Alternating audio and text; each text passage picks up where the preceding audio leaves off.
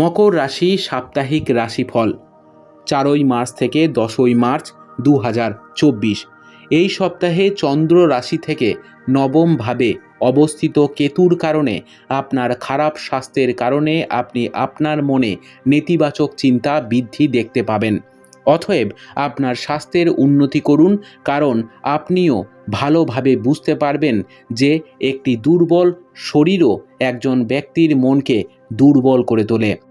আপনি এটাও ভালো করেই বুঝতে পারবেন যে এই সময়ে যদি আপনি আর্থিক লাভবান হন, তাহলে আগামীকালও যে এমন পরিস্থিতি চলবে তা নয়।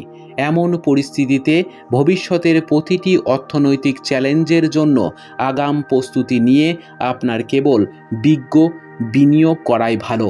অতএব সাবধানে চিন্তা করার পরেই যে কোনো স্কিমে আপনার কষ্টার্জিত অর্থ বিনিয়োগ করুন। বাড়িতে আনন্দের পরিবেশ এই সপ্তাহে আপনার চাপ কমিয়ে দেবে।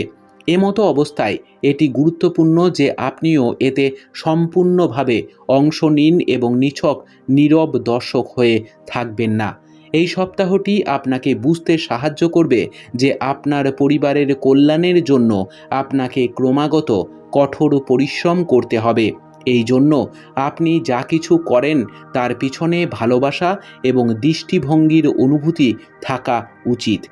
কর্মক্ষেত্রে একজন মহিলা সহকর্মী আপনার নির্দোষতার সুযোগ নিতে পারে, কারণ এমন একটি সম্ভাবনা রয়েছে যে আপনি একজন মহিলার সাথে আপনার কেরিয়ার সম্পর্কিত আপনার চিন্তাভাবনা বা কিছু পরিকল্পনা ভাগ করে নিতে পারেন এবং সেগুলি নিজের কাছে না রেখে তিনি সেগুলি অন্য কাউকে বলতে পারেন, যা আপনার সমস্যা তৈরি করতে পারে।